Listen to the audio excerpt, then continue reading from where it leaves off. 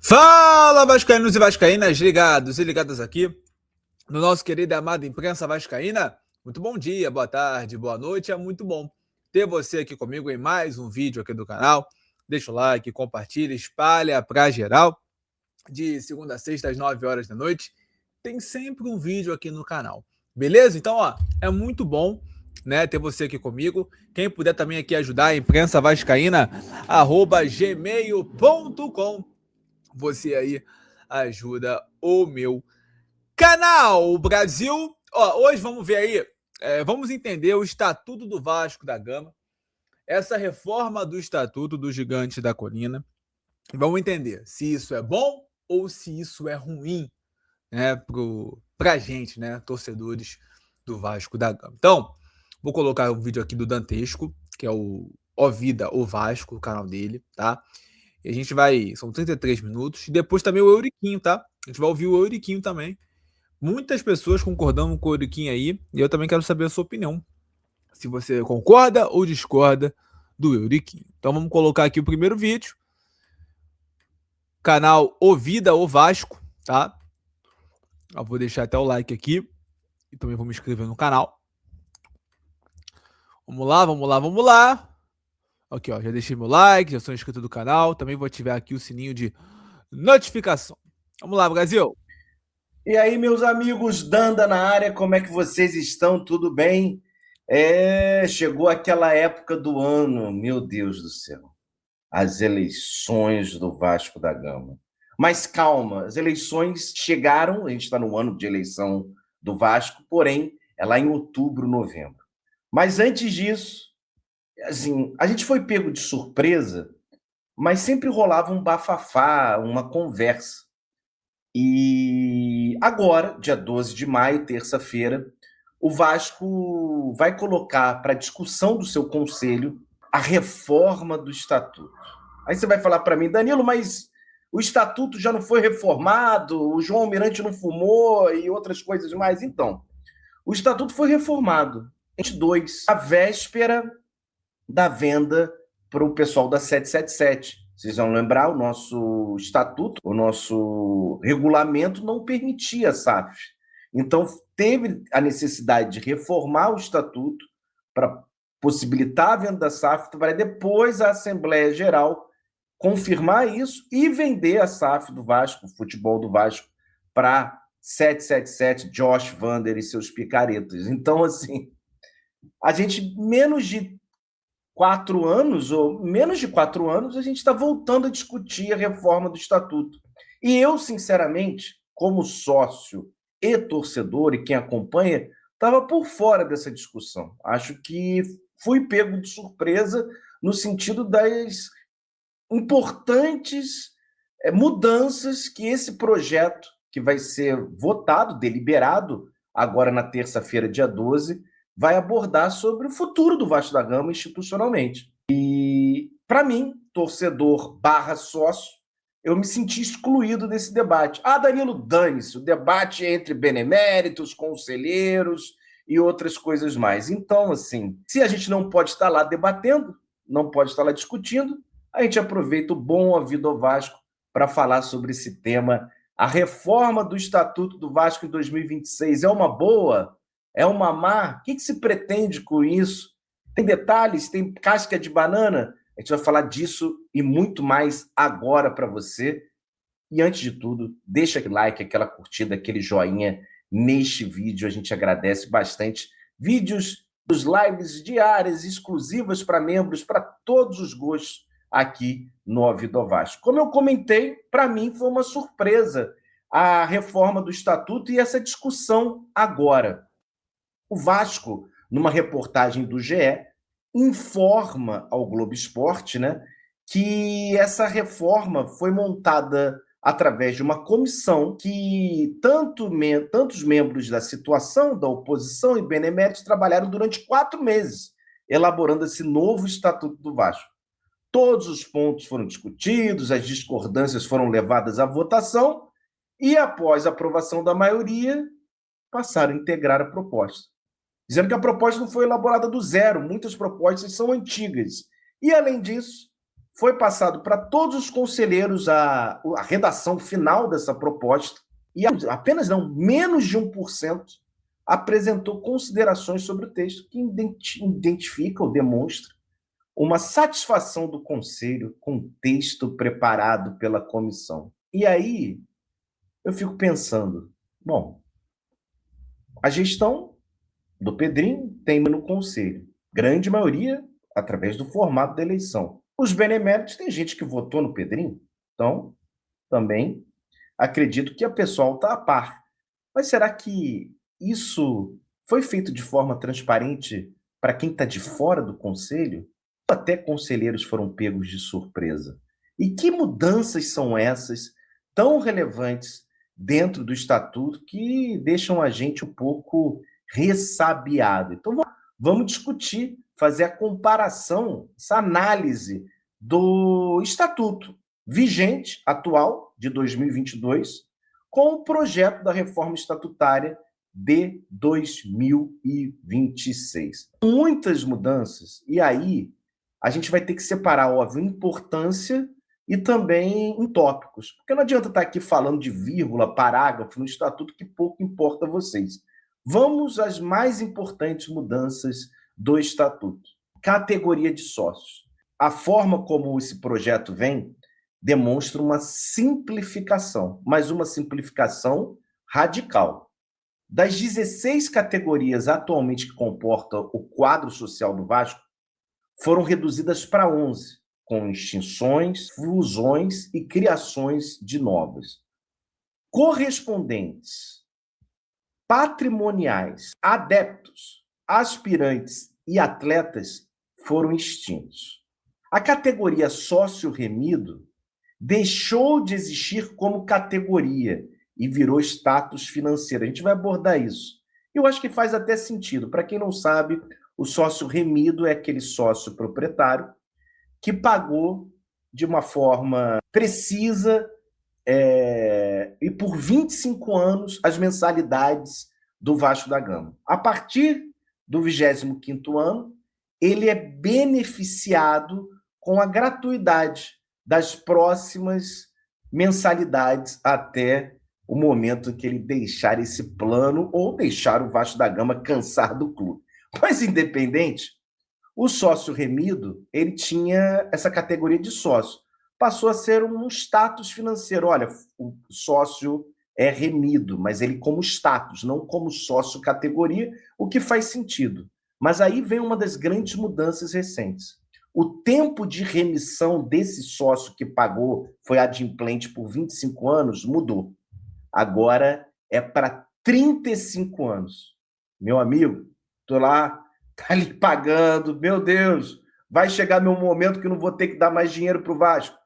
Pulou para 35. Mas um ponto importante, tem uma proteção. Então, quem virou sócio agora tem um direito adquirido, podemos dizer. Eu, por exemplo, isso aí, hein? Comecei a ser sócio em 2000 e fumaça. Então, essa nova regra, que pula de 25 para 35 anos, aparentemente não me afeta. Se eu pagar direitinho por 25 anos, eu terei o benefício, né, da remissão. Não terei que pagar mais. Mas quem for, depois da vigência desse novo estatuto, querer ser sócio, vai ter que pagar por mais 35 anos o Vasco da Gama. O que chama atenção, né? Não são apenas 2 anos, 3 anos, são 10 anos de mais pagamentos de saindo do seu din-din. É muito tempo, hein, O gente? sócio patrimonial foi extinto, né? E convertido automaticamente para proprietário, preservando a data de admissão. Isso aí, para mim, é apenas uma questão... Posso estar aqui falando uma besteira, mas para mim é uma questão apenas de identificação. Agora sim tem uma mudança grave, para mim. Sócio geral deixa de ser disponibilizado para os novos adquirentes, isso é. Essa é uma categoria fechada. Quem é sócio geral continua sendo sócio geral. O que é o sócio geral, você deve estar se perguntando? É uma joia menor, é um valor menor que você dá entrada para fazer parte do quadro social do Vasco, que lhe permite votar. E aí eu acho que é um ponto importante dessas mudanças dos sócios, das categorias de sócios. A impressão que me dá é que o Vasco pretende reduzir ainda mais o direito a voto. Como é que eu quero explicar isso para vocês? Você vai continuar tendo direito a votar, o sócio proprietário, né? E o sócio geral que permanece também, pagando em dia as suas mensalidades, pode votar. Porém, essa categoria do sócio geral, que é mais barata, que é mais acessível, deve existir para os novos pretendentes. Além disso, se o sócio geral, depois da vigência desse novo estatuto, deixar de pagar por 3 meses ininterruptamente, ele não tem direito mais a voto e perde o seu título. Antigamente existia a possibilidade de anistia. A gente vai lembrar do Campelo, na gestão dele, dando anistia. Nesse momento, não. O sócio geral, se você deixa de pagar por 3 meses, você se torna inadimplente, claro, mas você perde o título. Então, aquele valor que você investiu na joia, mesmo que tenha sido uma joia menor, os valores que você pagou para o Vasco anteriormente, isso não vale mais nada. Você vai perder e não vai poder ingressar novamente como sócio geral. Você vai ter que ingressar, se você quiser, como sócio proprietário, que é uma joia mais cara. A impressão que me dá, e aí para mim vai contra ao entendimento de um quadro social amplo, mais forte, democrático, é que o Vasco está se fechando. O Vasco está criando categorias, apenas uma tem possibilidade de voto, que é o sócio proprietário. O sócio geral deixa de ser comercializado. E tem um outro detalhe importante, e essa me chamou muito a atenção. O Vasco cria uma nova categoria. É um tipo de sócio que é estranho, né? Pensando aqui. É um tipo de sócio que vai ter os benefícios do futebol, isso é, o desconto do futebol, a prioridade em comprar ingressos, porém, ele não vai poder votar. Não é estranho isso? O legal de fazer parte do quadro social, na minha cabeça maluca, é você poder votar, você poder participar Exatamente, da isso é vida bem grave, social hein, do gente. clube. E, ao mesmo tempo, se você, como associação, vai possibilitar um sócio ter os benefícios do futebol, né? Ingressos com desconto e prioridade na fila, nas estrelas, como é, o que acontece com o sócio gigante? E a galera que é 5 estrelas do sócio gigante, que é 4 estrelas, não fica uma coisa meio confusa, até usar um termo meio doido aqui, um ocupando o espaço do outro, né?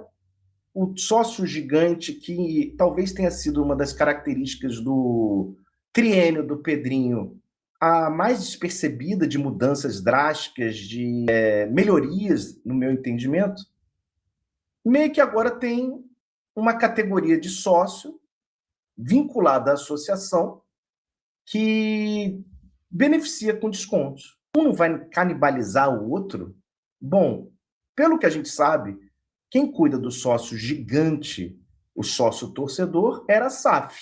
E essa categoria está vinculada ao estatuto da associação.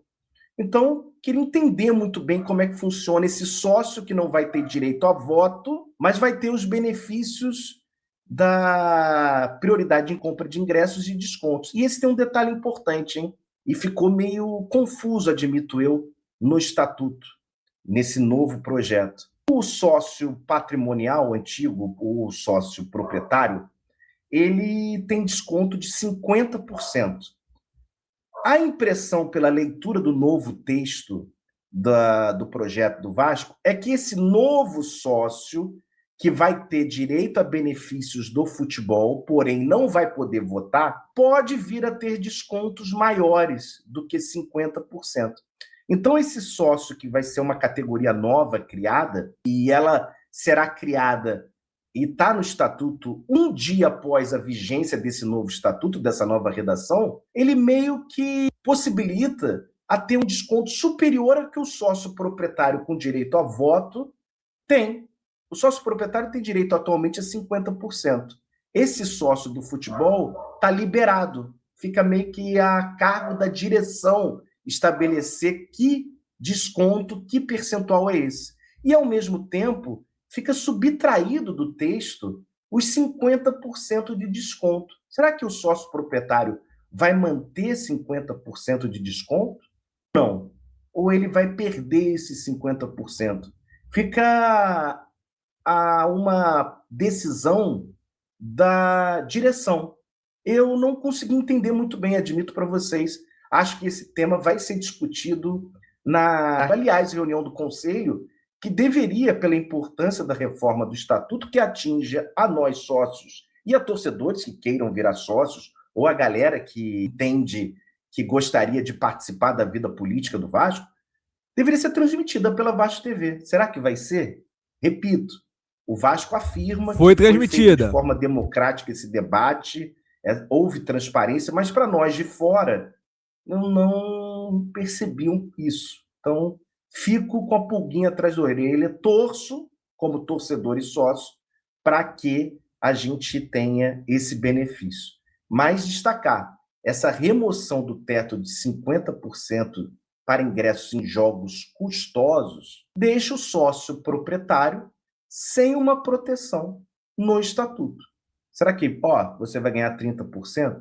Você vai ganhar 50%? Vai ganhar 40%, dependendo do que a diretoria definir? Será que vão obrigar, ou vai ser mais interessante você abandonar o seu direito a voto para ter um maior desconto como sócio proprietário? É meio louco, né? Porque o sócio proprietário ele tem direito a voto. No momento que esse estatuto entrar, se cria uma nova categoria em que você vai ter benefícios do futebol, dependendo benefícios maiores que o estatuto dá atualmente ao sócio proprietário, porém, ele não vota. Então, repito, a Sempre Vasco e toda a diretoria, toda a campanha política dentro do Vasco diz: vamos atrair o vascaíno para participar da vida política do Vasco. Vamos ampliar o quadro social, vamos dar voto a diversas camadas da comunidade vascaína. E a impressão que dá é que o Vasco vai se fechando cada vez mais. Temos outras mudanças no estatuto, e essa chamou muito a atenção da galera. A remuneração dos VPs eleitos e vice-presidentes administrativos. Essa é uma mudança muito grande. Hein? A gente passa de um clube centenário, maravilhoso, lindo, que eu amo de paixão, mas que tem esse cunho amador vinculado à associação. Para quem se dedica integralmente, a gente sabe que se dedica integralmente, ao mesmo tempo ele tinha que estar com a vida bem estabelecida fora do Vasco para poder arcar com o tempo que demanda esse clube. E eu, Danilo, entendo sim que os VPs, o Pedrinho, que é o atual presidente, ou os presidentes do Vasco, passados e futuros, eles dedicam muito tempo. E acho importante, sim, serem remunerados. Agora, quando essa remuneração é criada no estatuto e o presidente tem direito a ganhar até 80% do teto do funcionalismo público federal, falaram por alto que é R$30 mil, R$20 mil, 30, alguma coisa assim. O vice-presidente gerais eleitos até 60% e o vice-presidentes administrativos até 50%. Eu fico pensando em duas coisas na realidade. Faz sentido para você estabelecer salários, repito, salários de pessoas que dedicam muito tempo ao Vasco, mas faz sentido ele se auto-remunerar? Quando eu quero falar isso, a atual gestão, ela está implementando essa reforma do estatuto. E essa reforma do estatuto está estabelecendo formas de pagamento salarial mensal aos membros da diretoria. Não seria melhor ter uma quarentena, uma transição de pelo menos 3 anos para implementar isso? Não fica parecendo que eu estou estabelecendo um salário para mim mesmo, ou para quem eu tenha, óbvio que vai passar para a votação do conselho, mas que eu tenho grande maioria no conselho, porque eu consegui 150 cadeiras?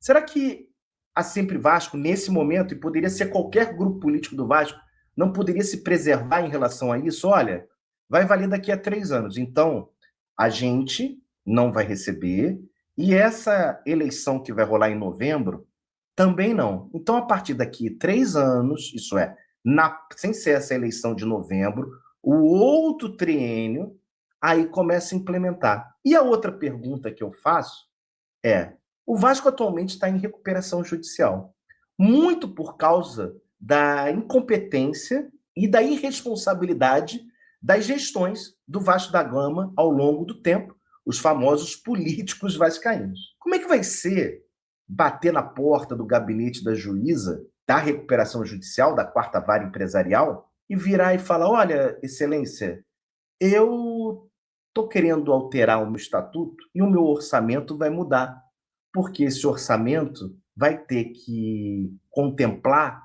salário para mim, geral, e para vice-presidente administrativo. Faz sentido um clube com ainda muitas dificuldades financeiras em recuperação judicial, nesse momento, estabelecer salários? Uma das defesas, entre aspas, ou argumentos da questão do salário, além desse que eu concordo que a vida mudou, o que era o futebol em 1900, 1950, não é o que é o futebol e as cifras milionárias do futebol em 2026 e o tempo dedicado para isso. Mas não seria mais prudente do Vasco aguardar, até porque esse argumento fala o seguinte: tem que ter dentro do orçamento um teto que contemple o pagamento, a remuneração ao presidente, ao vice-presidente geral e ao vice-presidente administrativo. Mas depender disso não é um fator externo, né? O Vasco teve um superávit maravilhoso, vou poder pagar. E o Vasco não teve um superávit, o Vasco ficou em déficit, não vou pagar. Então, o cara que teria direito a ganhar salário não vai ganhar?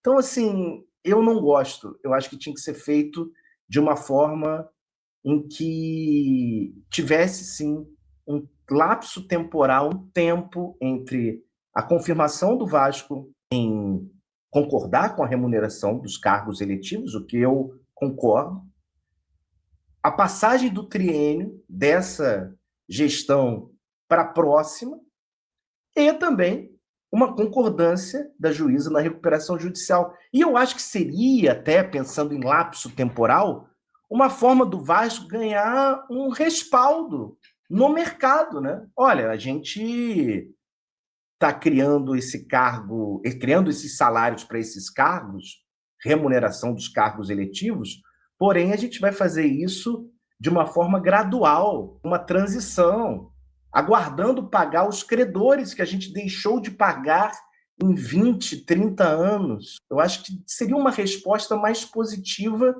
aos credores e ao mercado. Fica aí a minha dúvida. Repito, concordo com a remuneração, mas o timing e é vinculado a esta gestão, organizando a reforma do estatuto e, consequentemente, sendo beneficiada por esses salários, me causa uma certa estranheza. Tem outras reformas, e essa eu vou te falar que mexeu e abalou com as emoções. Muito bom Muita esse vídeo do Danilo, tá, gente? Gostaria que o Muito Vasco bom e mantivesse esclarecedor. os 20% estabelecidos no estatuto atual da associação em relação a Vasco SAF, né? Da nossa porcentagem.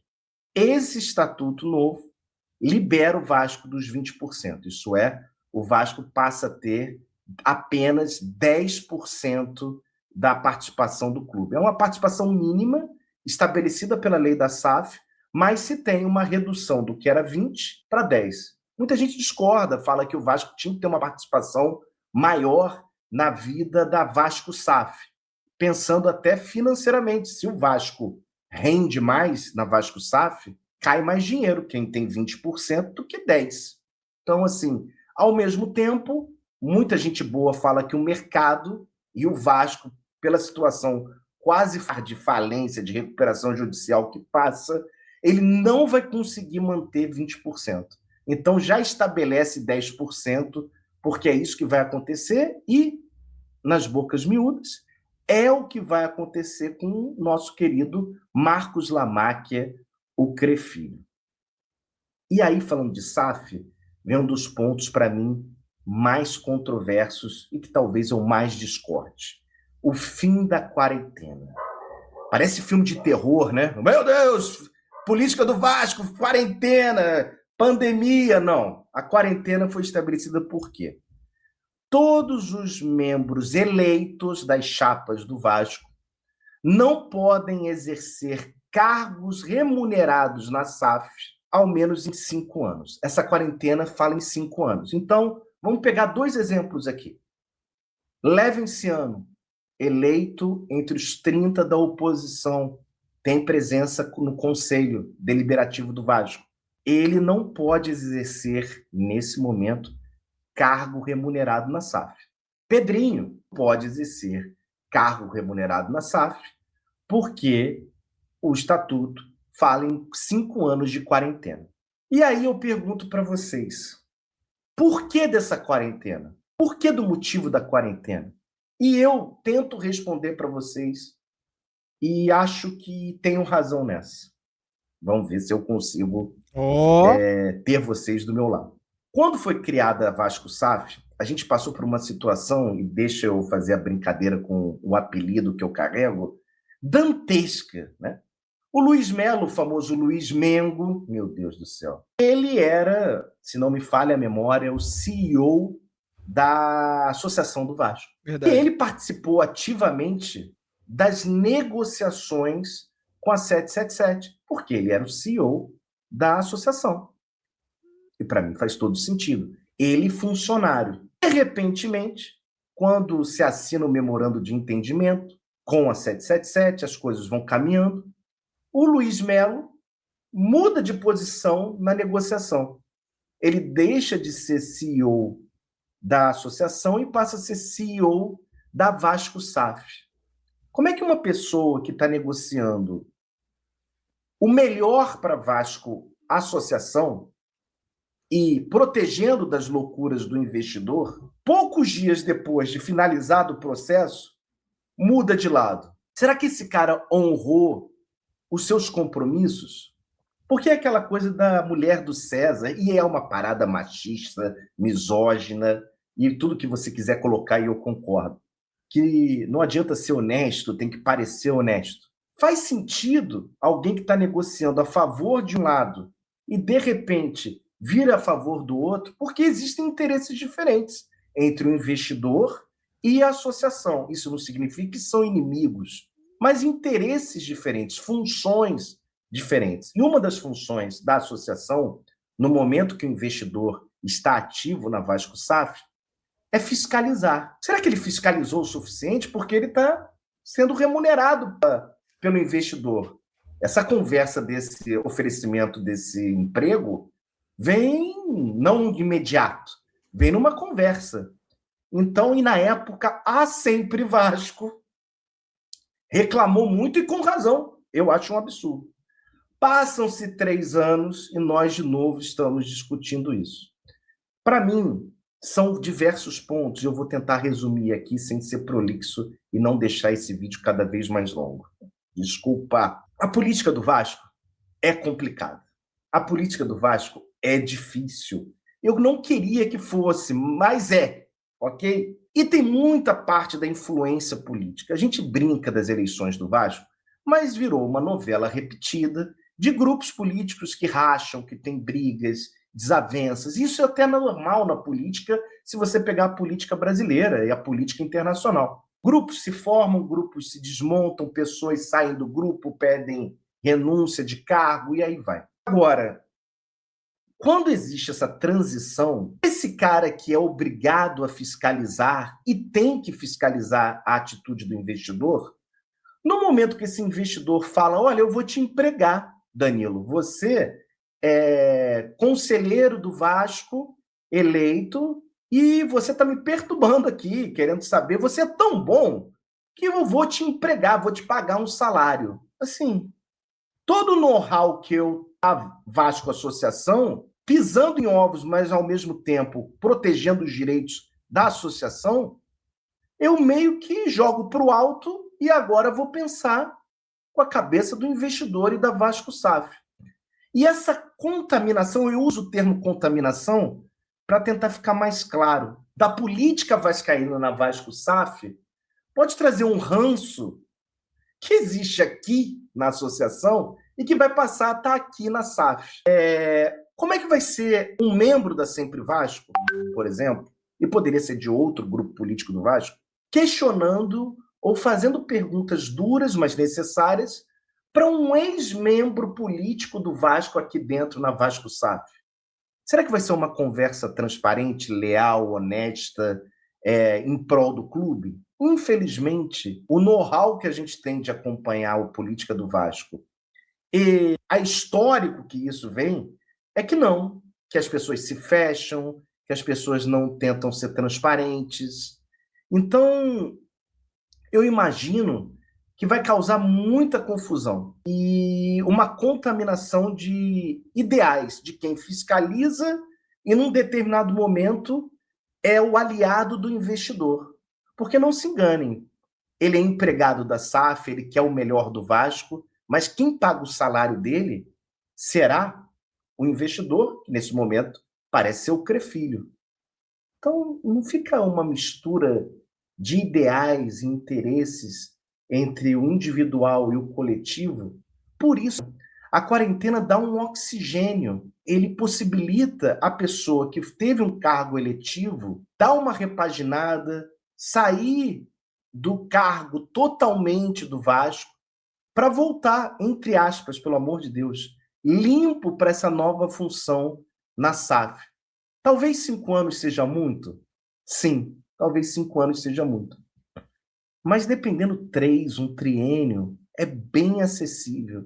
E aí, repito aqui, o bem maior desse debate é para o Vasco, não é individualmente. Exatamente. E eu acho que, por mais que possa existir um Albert Einstein, um gênio, uma mente brilhante no conselho ou da política vascaína que vai fazer a diferença na Vasco SAF, em respeito a essa não contaminação, a essa diferença de poderes, uma quarentena faria bem até para a pessoa, para ela não ficar vinculada a um grupo político que foi eleito ou que está exercendo a função.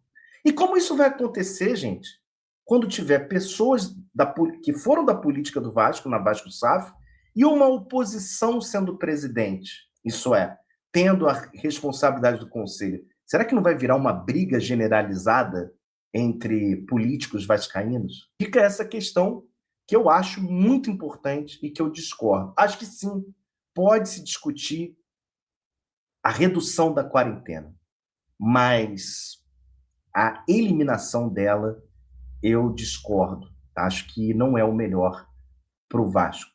Existem outras mudanças no estatuto e boas, ampliando a questão da LGPD, a utilização de dados biométricos, dando respeito e garantia aos direitos do sócio. O Conselho Deliberativo tem uma participação importante. Se fala, inclusive, uma possibilidade de empréstimos que precisam ser aprovados de acordo com o percentual, diretamente com o Conselho, isso é, não vai ter aquele empréstimo, valores altíssimos tirados. A criação de uma junta eleitoral permanente. A gente sabe que a eleição do Vasco sempre rola tiro, porrada e bomba sobre a lista dos sócios. Isso é verdade, esse ano vai ter mais. Essa lista seria publicada trimestralmente. É legal, é positivo. Então, assim, não é só coisa ruim que tem, né? Tem coisas boas. Mas, sinceramente, o que me pega mais é em relação a cada vez reduzir o quadro social votante do Vasco, e esse estatuto extingue 5 categorias, fecha o sócio geral e o patrimonial. Então, se essa pessoa deixa de ser sócio geral, ela não tem possibilidade de voltar. Ela cria um sócio voltado diretamente para o futebol, que não tem direito a voto. Ela efetua a mudança para que exista remuneração aos cargos eletivos a partir da vigência e com a aprovação dentro do orçamento do Vasco, o que eu acho que também poderia ter uma quarentena. E talvez o que me deixa mais preocupado, a mistura entre SAF e associação e cargos remunerados com o fim dos 5 anos da quarentena. Essa votação, essa deliberação está marcada para o dia 12, terça-feira. Na verdade, já aconteceu, né? Já vou tirar aqui do vídeo, porque, aliás, O Danilo, né, o nosso Dantesco, fez um vídeo aí espetacular, né? Esse vídeo foi antes da reunião. A reunião a gente até mostrou aqui no canal, mostrou ela na íntegra. Você pode até acompanhar aqui. Acabando esse vídeo, você pode ir lá acompanhar. São 2 horas aí de uma live vendo essa reunião, vendo do que foi essa reunião aí, onde foi discutido tudo isso, dessa reforma do Estatuto do Vasco da Gama. E agora, vamos ver também o Euriquinho, né? O Euriquinho, filho do Eurico Miranda, falou também sobre essa reforma do Estatuto aí do Vasco da Gama. Muitas pessoas concordaram com o Euriquinho, hein? E aí? Vamos ver o que o Euriquinho falou. Fala, galera, tudo bem? Tempo que eu não passo por aqui, mas muita gente me cobrando aí minha opinião sobre as transformações no Estatuto que estão para ser votadas hoje. Voltei ao Vasco depois de muito tempo numa reunião do Conselho de Beneméritos semana passada. Fiquei muito assustado com o que vi. O Vasco está cada vez mais fechado.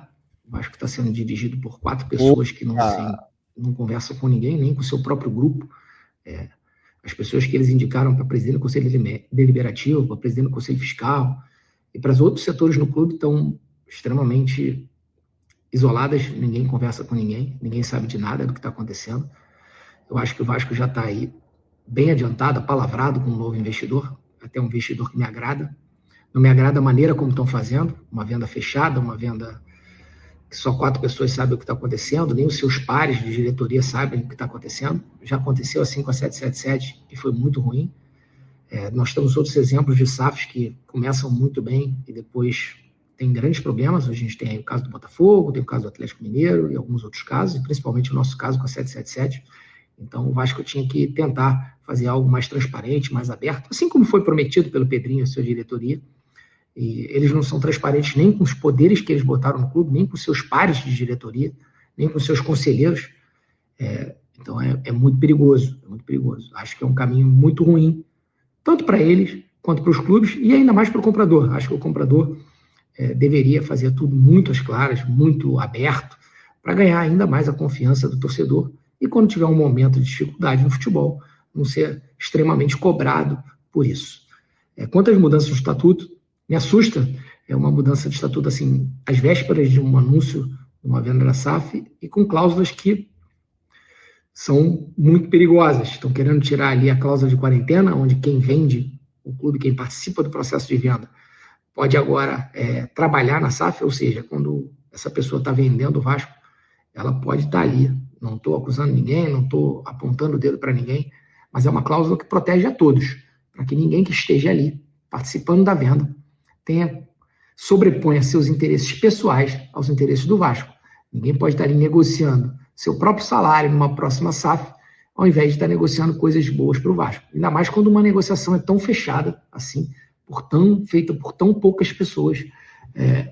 E aí fica muito estranho essa propositura, essa retirada de cláusulas de quarentena às vésperas desse anúncio. Estranho ainda também o presidente falar que só participaria do Vasco caso fosse uma exigência da SAF. A SAF não pode fazer essa exigência, o comprador não pode fazer essa exigência, porque o Estatuto do Vasco não permite. E aí vem essa jogada ensaiada aí do Estatuto, então, muito estranho. Estranho também o Vasco, no momento de recuperação judicial, passando dificuldades, querer colocar uma cláusula para remunerar seus dirigentes. Os dirigentes amadores vão passar a ser remunerados. Acabou o amor. E muito estranho também estarem fechando ainda mais o quadro social, aumentando o custo para você se associar ao Vasco, coisa que devia ser o contrário, devia se diminuir cada vez mais os custos, facilitar cada vez mais a entrada de novos sócios. Então, aí, que era o que sempre foi prometido, né? Um Vasco mais democrático, um Vasco mais aberto, e a gente está tendo um Vasco mais ditador, mais fechado do que nunca. Então, são cláusulas preocupantes, acho que tem que ter o devido cuidado. Um novo comprador é empolgante, empolga o torcedor, me empolga também, só que a gente não pode cometer o mesmo erro que cometeu da última vez. Que dê tudo certo, que eles se acertem, que eles botem a mão na consciência e entendam que é muito melhor se fazer um processo mais aberto, um processo mais transparente, para que no futuro o Vasco e o torcedor do Vasco não tenha esses questionamentos que a gente está vendo aí. Começou aí com o Vasco a 777 e a gente está vendo em outros clubes, tem o Botafogo, outros clubes no mundo, que as pessoas acabam por contestar a maneira como o clube foi vendido. Vou abrir aqui uma caixinha de perguntas para a galera fazer umas perguntas. Geralmente, quando eu abro, vem muitas perguntas, eu não consigo responder todo mundo, já peço desculpas, mas vou responder algumas, vou tentar responder umas 10 perguntas, e volto aí durante a semana para a gente comentar mais sobre isso, sobre os desdobramentos dessa reunião. Eu não vou estar lá, não vou bater palma para maluco dançar, acho um absurdo se propor uma alteração de estatuto às vésperas do anúncio de uma venda do clube, onde nessa alteração, quem está vendendo o clube pode estar sendo beneficiado. Acho isso o cúmulo, me estranha, a imprensa não está cobrando nada disso, não está levantando nem nada sobre isso. Nenhum contrato de vendas de empresas permite a retirada dessa cláusula de quarentena, mas seja o que Deus quiser, espero que as pessoas coloquem a mão na consciência e tentem não cometer o mesmo erro que o Vasco já cometeu uma vez e 2 vezes, acho que pode ser fatal para o nosso clube. Saudações vascaínas, estamos juntos. Então tá aí, Euriquinho também falou, a gente ouviu o Danilo, eu quero saber a sua opinião, né? A gente pôde ouvir de uma maneira aí mais destrinchada, né, o que o Danilo trouxe, e agora de uma maneira mais resumida de quem participa, né, das reuniões. E achei um erro o Euriquinho não ter ido participar, não ter ido lá expor o seu ponto de vista, ele até afirma no final, que não é bater palma pra maluco, mas eu acho que o Vasco é maior, né, do que esses malucos ao qual ele citou lá do Conselho Deliberativo. Eu acho que ele poderia, sim, ter ido lá, ter dado a sua opinião e até também ter falado, né, ter dado a sua justificativa, a sua opinião e, de fato, o que ele mudaria. Não é mesmo? Mas qual é a sua opinião? Deixa aqui nos comentários. Beleza? Valeu, galera. Aquele abraço e saudações vascaínas.